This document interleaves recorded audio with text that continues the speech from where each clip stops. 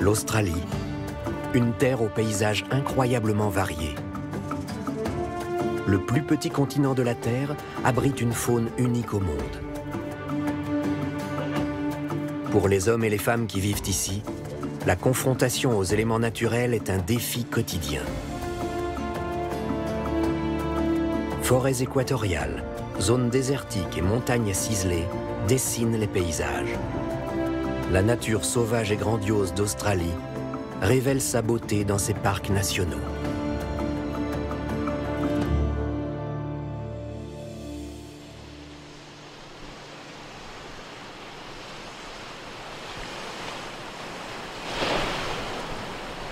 La Tasmanie est la deuxième des îles australiennes en superficie après la grande île principale. Mer houleuse, vents violents et climat aussi froid qu'instable, les tempêtes autour de l'Antarctique dictent leurs lois.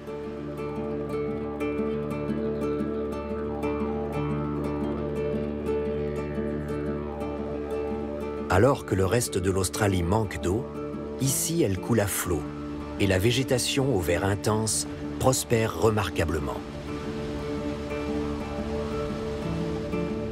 Située à 240 km au sud des côtes de l'île principale d'Australie, la Tasmanie abrite une flore qui n'existe nulle part ailleurs.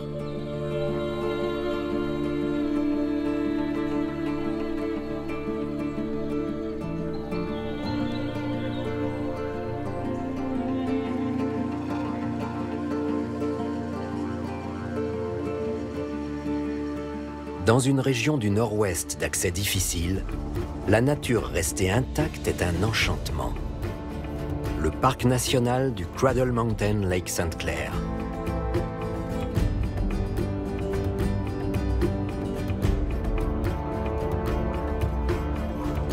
Forêts immenses, sommets de basalte escarpés, plateaux rocheux de l'ère glaciaire, paysages de landes que l'on ne rejoint que par de rares chemins sinueux. Voilà la Tasmanie.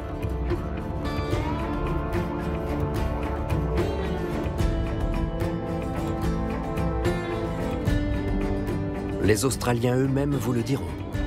La Tasmanie est leur dernier bastion de nature sauvage.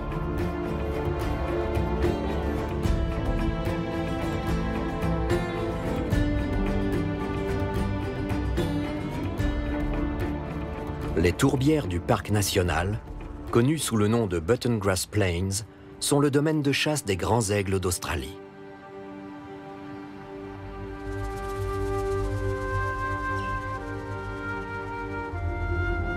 Leurs proies de prédilection, les lapins, ont été, comme la plupart des espèces non autochtones présentes en Australie, introduits par les colons européens. Pour échapper aux serres de l'aigle, le wombat endémique ne sort jamais de son terrier avant que le jour ne commence à décliner. Ces expéditions ne sont pourtant pas sans danger.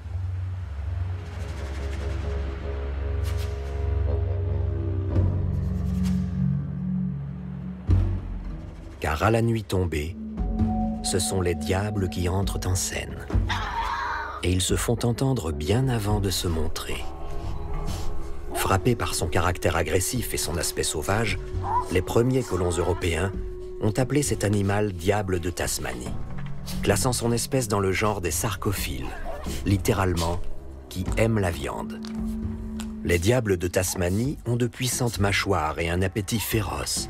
Peau, fourrure, viscères, ils ne laissent rien de leur proie. Au lever du jour, ils ont disparu.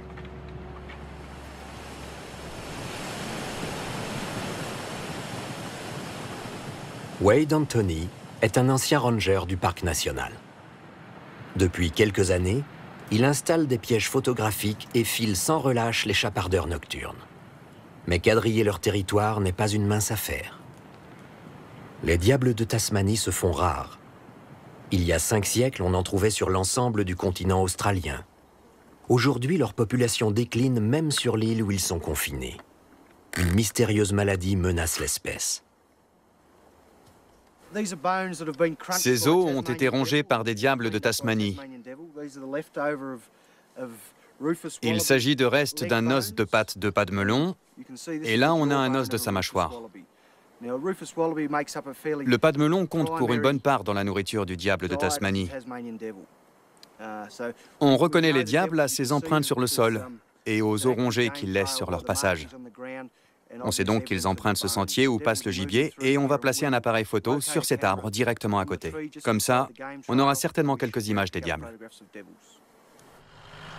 En bordure de l'unique route qui longe le parc côté nord, on a trouvé un cadavre de diable de Tasmanie. Ces marsupiaux ont pour habitude de récupérer le gibier écrasé sur la route, parfois au péril de leur vie.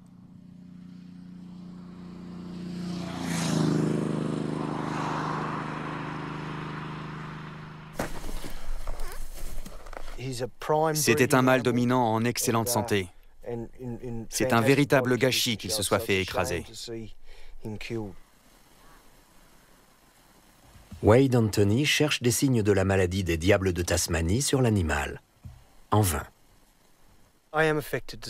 Je suis toujours très triste d'en voir un qui s'est fait écraser. Quand ils étaient encore 150 000, c'était inévitable qu'on en retrouve certains morts sur la route. Mais là, avec le déclin abrupt de leur population qui a chuté à 20 000 spécimens, c'est un véritable gâchis. Si l'on veut que leur espèce survive, il va falloir tout mettre en œuvre très vite pour leur protection.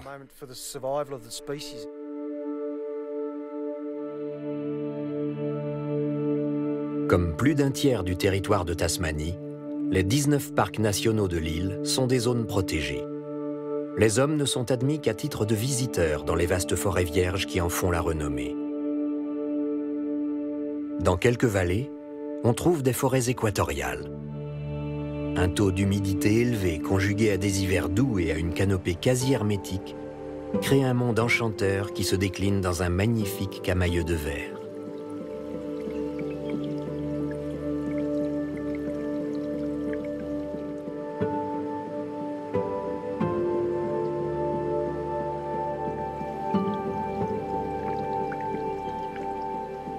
Mousse et lichens s'entremêlent autour des branches et des troncs d'arbres. Ils tapissent aussi le sol de la forêt.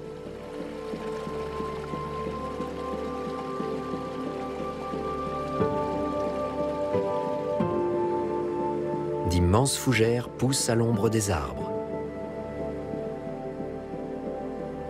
Ce paysage exceptionnel du mont Cradle a été promu au rang de parc national grâce à un Autrichien. Gustav Weindorfer était originaire de Carinthie. C'est à l'occasion d'un voyage effectué avec sa femme en 1910 qu'il découvre la Tasmanie. Il tombe alors sous le charme de la nature sauvage du mont Cradle. Désireux de faire partager cette beauté grandiose, il y construit un chalet. Ils sont légions à vouloir découvrir cet endroit unique et pourtant loin de tout. Weindorfer, lui, n'a qu'une idée: faire en sorte que la région soit déclarée parc national. Il ne tarde pas à gagner ses hôtes à cette cause, mais les choses traînent et la Première Guerre mondiale éclate. Soupçonné d'être un espion, Weindorfer vit des heures sombres et doit se cacher. En 1922, le rêve du pionnier Gustav Weindorfer se réalise enfin.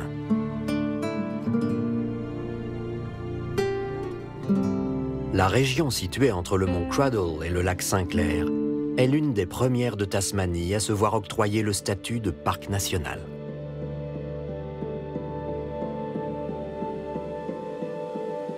Les diables de Tasmanie affectionnent tout particulièrement ces forêts denses, idéales pour se cacher.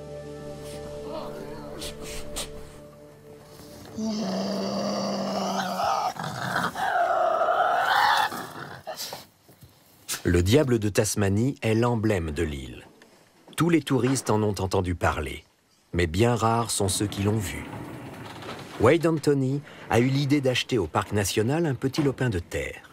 Là, il habitue doucement quelques diables à la lumière du jour. Vous en voyez gambader tout autour en captivité. Mais quand ils sont en liberté, ils ne se montrent pas le jour. C'est uniquement pendant la nuit qu'ils sont actifs.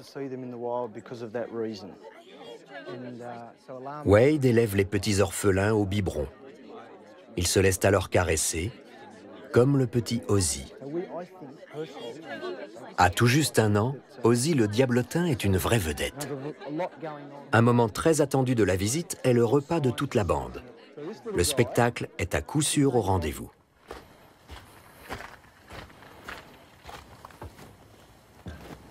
Les diables de Tasmanie sont volontiers des prédateurs, mais ils se nourrissent avant tout de charognes. Ces machines à dévorer sont capables d'engloutir l'équivalent en viande de la moitié de leur masse corporelle en moins d'1 demi-heure. La plupart des visiteurs pensent que les diables se battent entre eux pour la nourriture. La réalité est beaucoup plus complexe. Les diables de Tasmanie vivent en solitaire, mais ça ne les empêche pas d'accepter de partager leur repas et de se montrer très opportunistes dans certaines situations. Quand l'un d'entre eux tue un animal ou déniche une carcasse, il ne s'écoule jamais bien longtemps avant qu'un autre ne rapplique. Ensuite, la proie est partagée comme un festin collectif. Vous avez probablement entendu dire que ces animaux étaient agressifs, mais c'est loin d'être vrai. Ils sont surtout en compétition quand il s'agit de défendre leur nourriture ou de s'accoupler. Quand j'étais petit, la Tasmanie sauvage était mon terrain de jeu. Tous les week-ends, nous partions camper, mon père et moi. Nous allions à la pêche ou en randonnée. Et il nous arrivait de voir des espèces d'animaux rares qu'on ne trouve qu'en Tasmanie. J'ai vite compris que la Tasmanie était un pays extraordinaire et que nous avions bien de la chance d'être entourés de ces merveilles. Les montagnes situées à l'ouest de l'île illustrent parfaitement cette nature sauvage. Elles aussi sont protégées. Dans leurs forêts sombres et humides, de singuliers prototériens ont survécu. Ce sont les derniers spécimens de leur espèce. Le premier de ces mammifères, pondant des œufs, est l'ornithorynque, excellent nageur et plongeur hors pair. Sous l'eau, il n'utilise ni la vue ni l'ouïe. Son bec, doté de nombreux organes sensoriels, lui permet de détecter la présence de nourriture ou de prédateurs.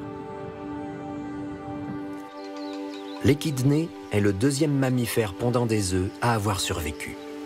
Il ne sait ni nager ni plonger, mais avec son long nez, il fouille constamment le sol en quête de larves d'insectes, de fourmis et de termites.